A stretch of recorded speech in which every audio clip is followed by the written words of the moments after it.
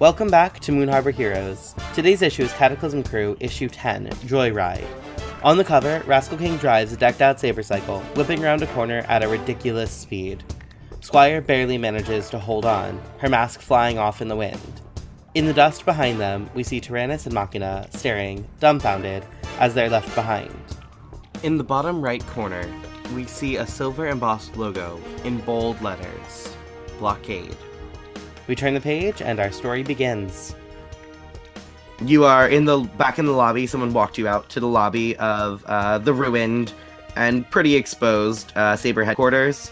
I think we get a scene, or a panel of Alan and Amber standing by the bathrooms, kind of tapping their feet.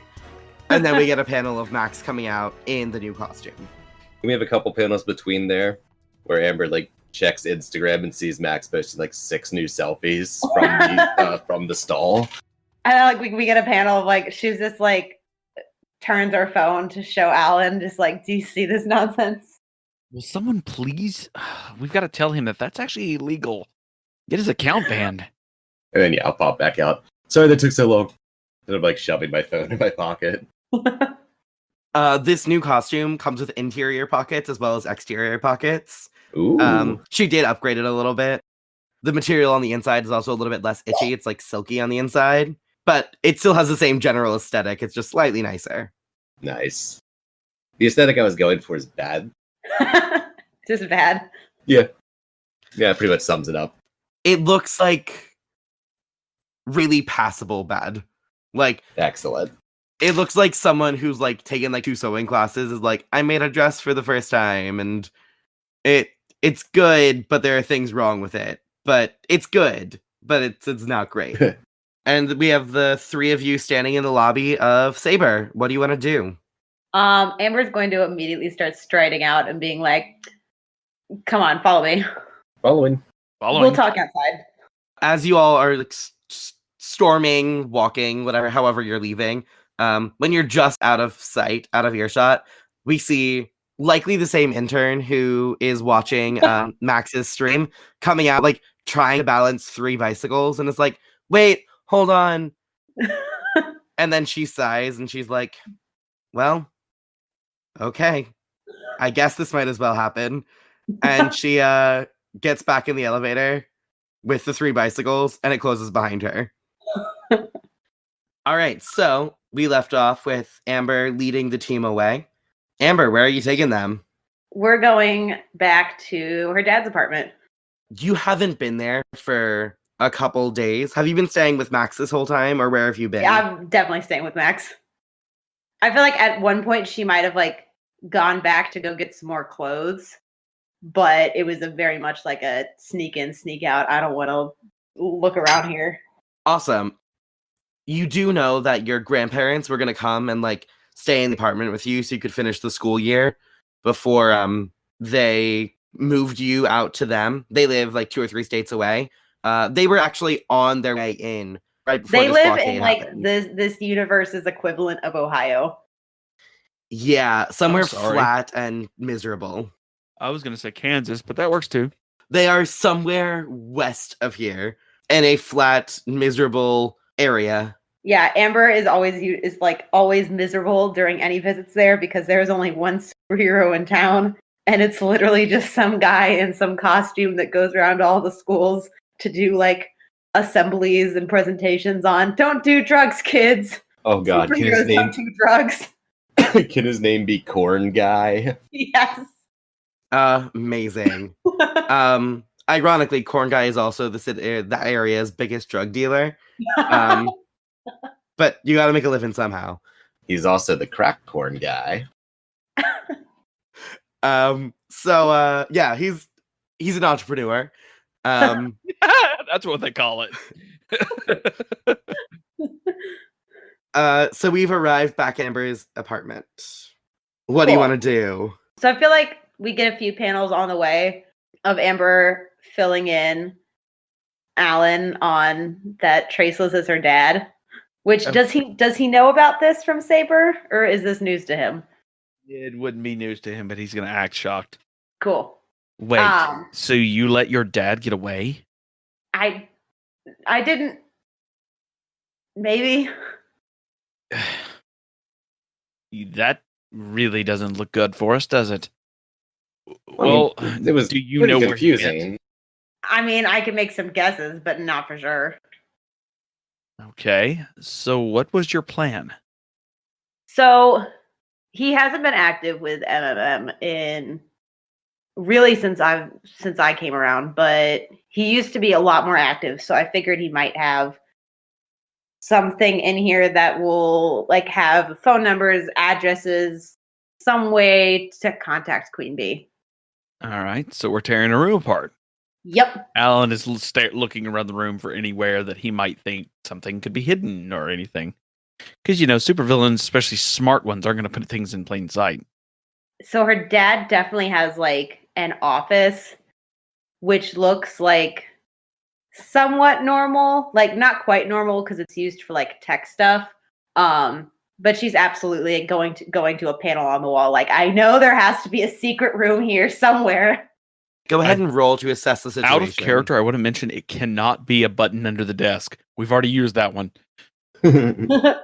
Solid. On a 7 to 9, you can ask one of those questions. So I feel like she definitely knows that there is some secret compartment, room. There's something extra going on here. So what can she use to open that up to access it? Great. So you press you find a panel that feels a little bit loose, and you kind of like press it, and it like does one of those things where like you close it and it reopens, kind of like nope, I can't think of a good example. But it pops open, and underneath is a electrical panel. It's pretty standard. You can easily hack this and open up whatever is behind it. Cool. I think it's just the electrical panel, which has like a lot of data on it. I feel like this computer is a solid like decade old, probably like around the same age that she is, from when he was last involved in the MMM. Yeah. So this computer is still connected to like your phone drive, the phone line. So as you like go to like hack into it, you get that like awful dial-up screechy sound in your head. And I do think it plays, and it's we all hear it kind of echoes through the room. But yeah, you open up into a kind of world of information. What are you looking for? I'm looking for contact information. Like, does he have an address book in there? It feels like that's pretty under some encrypted stuff. You might be able to hack it. Absolutely hack it. Great. Go ahead and roll to unleash your powers. Cool. Dope. Our first good roll of the game. Yay! Solid. On a hit, you do it. So you press it, and a flood of addresses comes up. Not just of like the mobster and Queen Bee, but also of like a bunch of villains who are out of work now. They also have a lot of information on Saber personnel, though it is has a lot of stuff on Saber. Kind of outdated. Oh, he absolutely has a lot of stuff on Saber. Yeah, there's like an entire profile of Glacier, who's pretty open about the fact that she is Annika Snow, but it has like the name of her parents and her parents' address and a lot of really terrifying stuff that no one should really have. Also, like her bank account information and really terrifying information that probably shouldn't be publicly available. I feel like one thing that like is not going to make any sense to the team, but there's a lot of members of Saber that have like a red dot next to them. Like it doesn't say what it means. It's just they all have a bunch of them have a red dot. I like that. I love that. And there's also a pretty substantial file. The file name has been redacted, but as you're like scrolling past it, you do recognize the first picture on it because she kind of looks pretty similar to you, and that would probably be your mom. I feel like we get this panel of just like this image, which looks a lot like her. She definitely like physically takes after her mom, and then like a panel of like Amber's face, and she's just like totally stone-faced again, just like, oh shit. Because she knows nothing about her mother. Yeah, I think we actually get we see the picture, and then in the next panel we see the reflection of Amber's face in the wow, I lost my train of thought. On the glass of the screen, your face is reflected on top of hers, and it's almost a perfect match. And we see a soft moment, and then it immediately goes stone. This looks like it's about 12 years old. It looks like it hasn't been updated since roughly 2007. Cool. Smaller files here and there have. It looks like he's been hired to do a couple deep dives. The Glacier file looks pretty new. Yeah, he's mostly there's been a file on dancing. seamstress. Exactly. There's a file on seamstress that looks pretty new.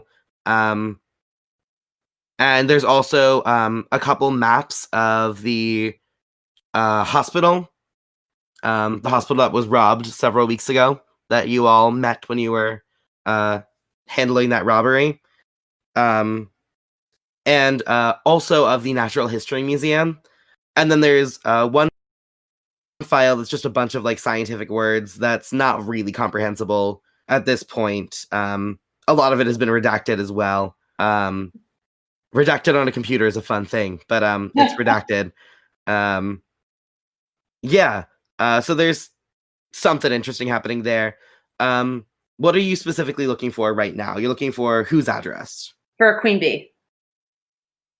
Great. So Queen Bee, as you all know, was a lawyer before she joined the MMM. We're gonna get a nice little flashback panel of it's sepia toned, even though this happened 16, 17 years ago. And Queen Bee is her name is Bianca Martinez. She used to be a lawyer, and we get a couple panels of hers of her fighting for rights for mutants, and that was kind of her big thing, was getting mutants who were wrongfully imprisoned out of jail, fighting to get them equal protection under the law. And we see her losing case after case after case. And then the turn of her going to villain, we see in this flashback panel, is her in the judge's office. We don't see the actual death, but we see her standing over the body of the judge, and her hands are glowing the yellow that her pheromone powers are. But yeah, so we get the address that she lived at 16 years ago, which is in the pretty far west side of Moon Harbor, in a pretty terrible area. Is there a phone number or just the address? There's also a phone number. It looks like it's a landline. Can I interject a panel after the flashback panel? Absolutely. I want Max kind of leaning against the other side of the desk, talking to Alan, be so do we have to milk the pheromones out of the stinger, or how's this gonna work? I honestly thought we were just gonna ask. That might be safer. I'm just trying to be more prepared, that's all. Honestly, I'm just prepared for a fight. This can't go well. And we cut back to Amber at the panel, and you get the number. What do you want to do? She's going to save the address in her phone and then call the number. Max kind of looks over as you call. You're are you done already? You didn't even say I'm in. They don't say that in the real world, Max. I mean, you could. This isn't a movie. I do when I break into places. As Max is saying that last sentence, someone picks up. And it's a older man, sounds like he's a mid-40s, gravelly voice. And he says, "Hello? Hi, is this still Bianca's number?" I'm sorry, you have the wrong number. And then he hangs up. What do you do? I'm gonna call back. That sounded super suspicious. He picks up right after the first ring, and he's like, "Look, I don't know where she is. I told you. I can't find her." We get Max in the background whispering to Alan, "Trace the call."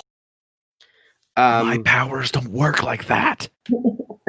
And he's like, You're operatives. You're the shark guy. I told him when he came that Bianca doesn't live here anymore, and she left me, and I don't know where she is. Please just stop calling here." Okay, Can we hear the call? Is it on this speaker? just Amber? Or is only Amber listening? I think only Amber's listening. Great. Then no, you don't hear the call. Yay! Max leans over to Alan again. I think it looks like it's going well. And he hangs up the phone. Cool, I have the address. Let's go. You have an address. Okay. Any information from the phone? There's From the some call? dude who says that he doesn't know where she is, but it also sounds like he knows where she is. So I figure a visit in person might be better. Okay. All right. So what are we just gonna roll up on the front porch, be like, "Hey, we're looking for the bee lady." I mean- Queen Bee. Most people get pretty hung up on titles of nobility. Max, I mean, I also have like No. her real name, so that's also an option. whatever. I mean, Do you have a better plan? How far is this? Maybe we should have taken those bikes. It's probably about, if you were walking, about a 2-hour walk. It's all the way across the city. There is a bus that runs. It'd probably take you about 35 minutes to get over there. Or I suppose you could fly. Flying would be the fastest way, Alan. While they're Alan- debating this, I think we get a panel of like Amber just like shutting the hell down of this computer, like adding some more security, like putting the panel back, like don't let Saber find this. Sounds good. Alan looks at Amber and is like, "What are you doing, Amber?" I just don't want Saber finding this. Okay, then we don't let them. And he charges up lightning in his hand, and he's about No, do not destroy that. But I mean, this would keep it out of their hands. Yeah, but I might want that information. And you don't already have it committed to memory. There's a lot in there. Okay. The lightning just dissipates. So how I'm not flying you two across the city. That's not happening. I'm gonna text Lynx. I'm actually going to turn to Max and go, "So, where the hell are the bikes we asked for?" Yeah, I'm gonna text Lynx while this is happening, saying, "Hey, I'd like to reiterate that request for motorcycles or some way to get around quickly." Link says, I hear public buses are pretty cheap. Are we trying to keep a low profile? Are we really trying to? I mean, there's a bunch of ships in the sky. I'm not worried. Max, I will let you roll to provoke her on that. This is going to go well. And by well, I mean terribly. Holy that went well. I actually rolled a partial All right. success. All right. On a 7 to 9, it can instead choose 1. You see a ... Like the text is literally ... not like she's typing. She sends ... And then she says, "Fine.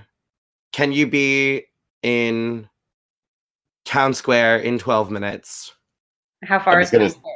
Town Square is probably about a 20-minute walk, but you could make it flying in 12 easily. I'm gonna send a thumbs up. Like, okay, we gotta go. Town Square.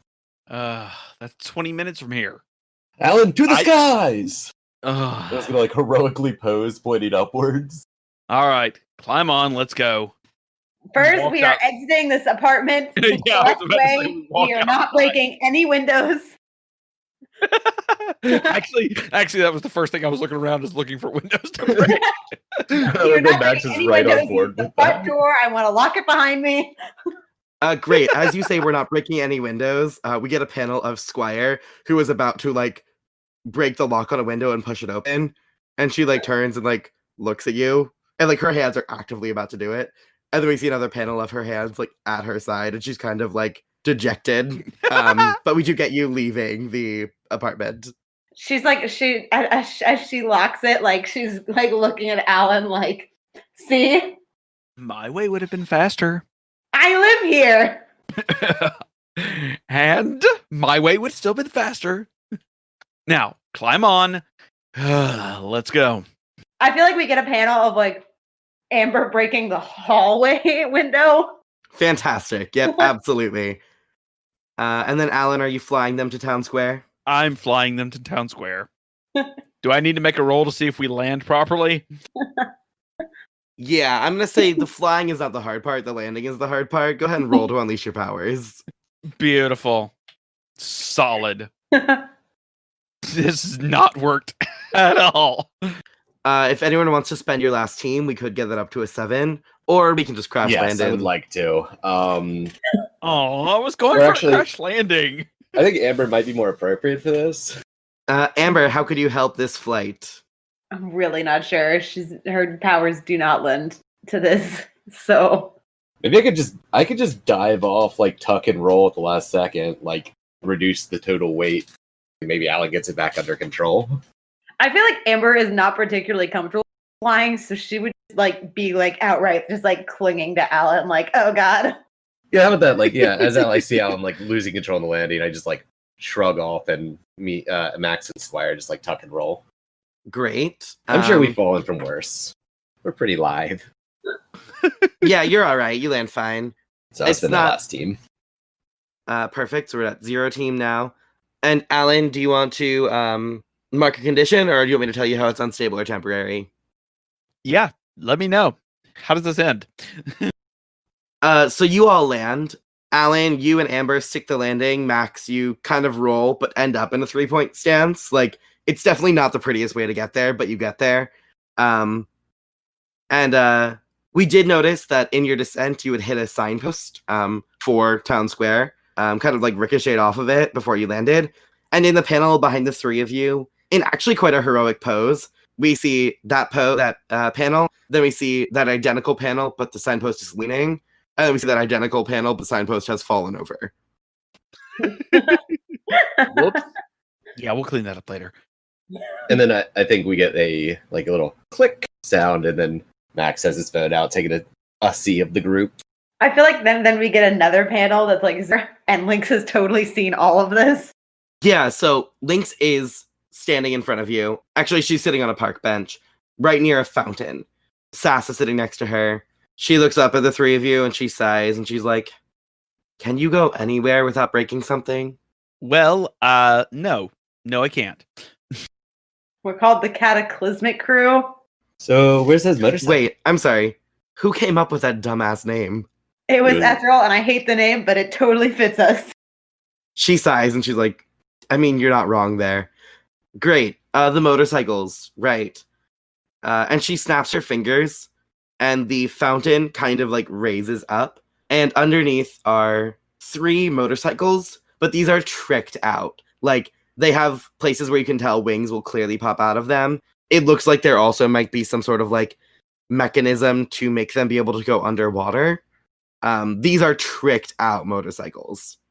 Max just bolts. Just to jump on. Thanks, Lynx.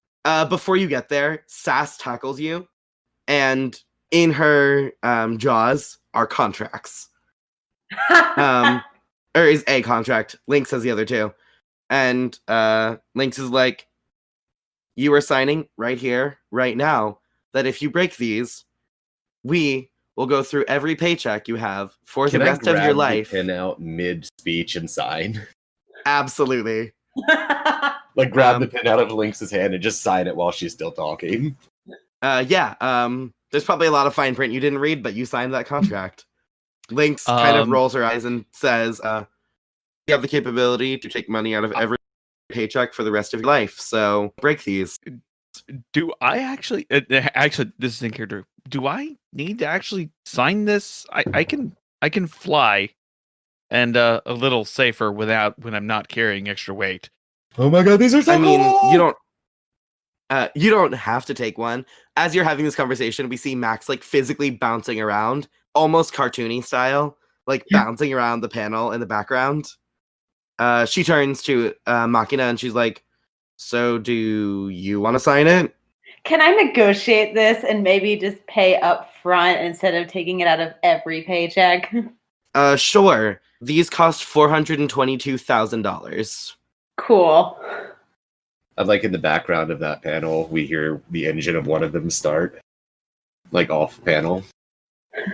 Perfect. There is definitely room on these motorcycles for someone to ride behind. If you wanted to just ride with Max, you probably could. Yeah, she'll ride with Max. Lynx looks at you all and is like, I so regret doing this. I feel All like right. when Amber like climbs behind Max and like holds on to him, we get a panel of her like her head like close to his ear, like whispering, "Do you have your license?" We just get a big grin. Max just goes, I've never driven before. This is going to be fun. There are helmets there, and we see Squire in a tiny little sidecar, and she puts on a Excellent. helmet.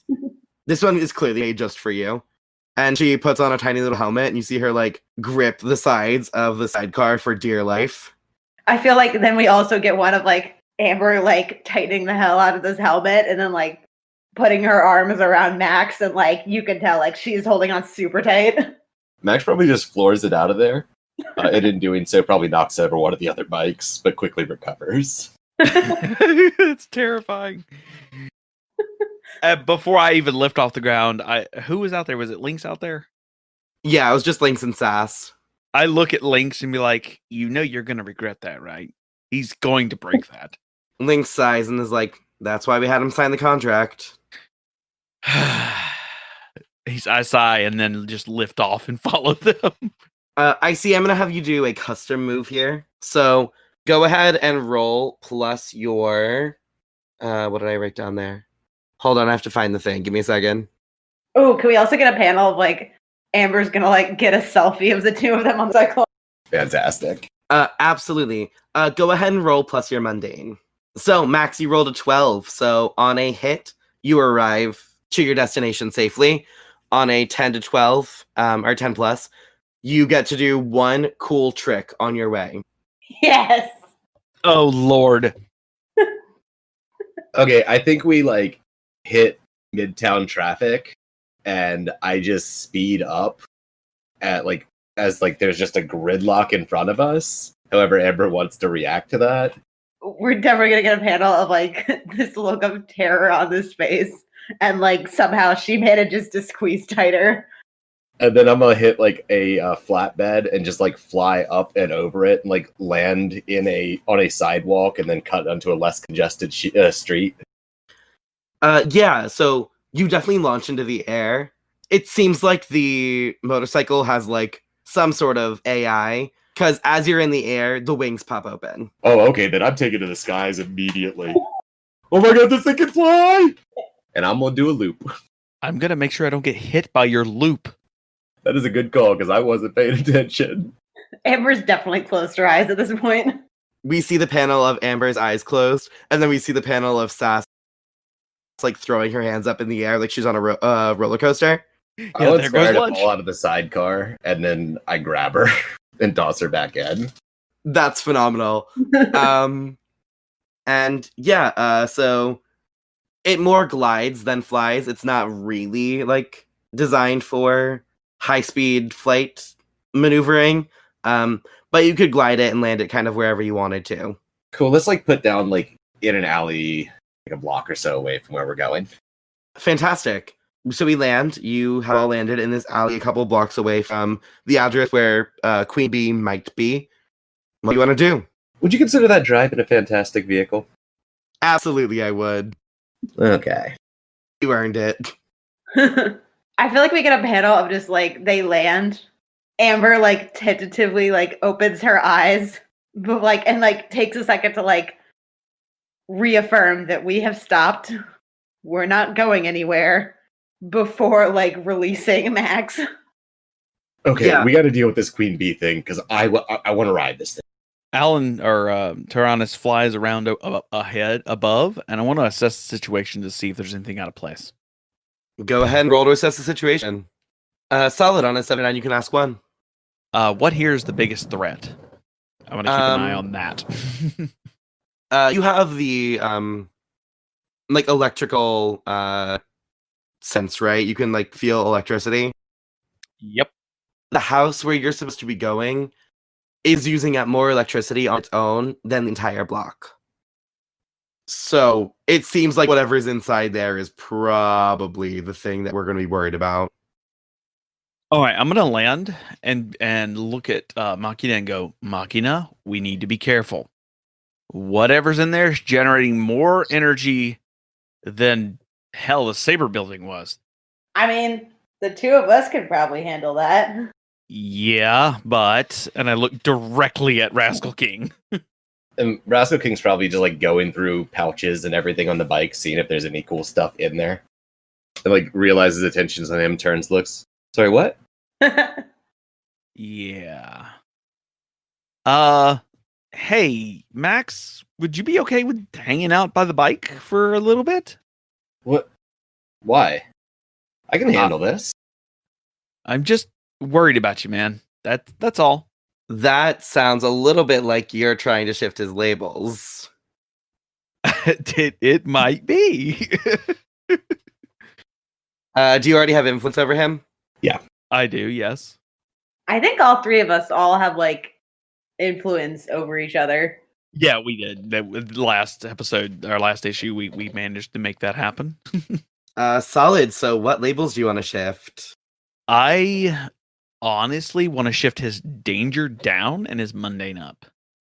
That's how I'm seeing him right now. I'm seeing him as almost a liability, but more worried because he's in Alan's brain only human. Oof. Damn. Okay. Damn. I've rejected the shit out of that. Go ahead and roll to reject your influence. I fail to reject that. So go ahead and mark a condition. And Is that danger down, mundane up?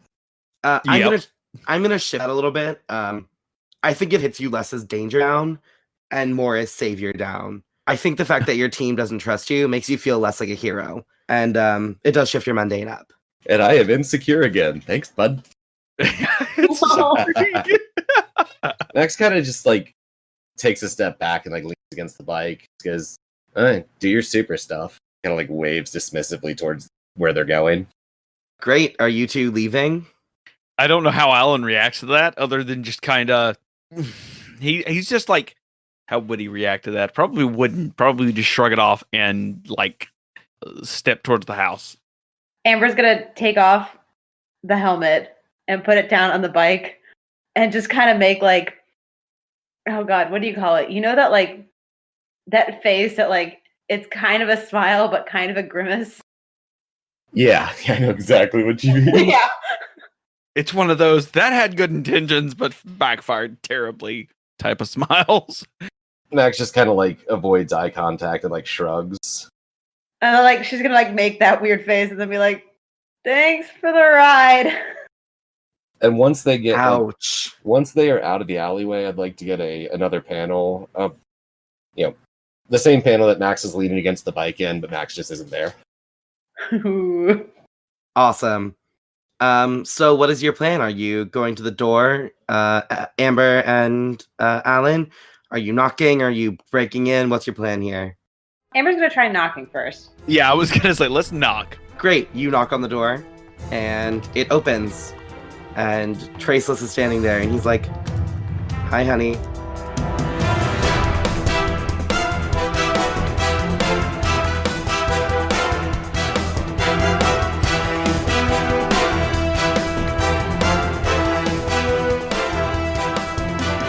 Moon Harbor Heroes is produced by Anthony Sheets and TP Hugh, and edited by Anthony Sheets.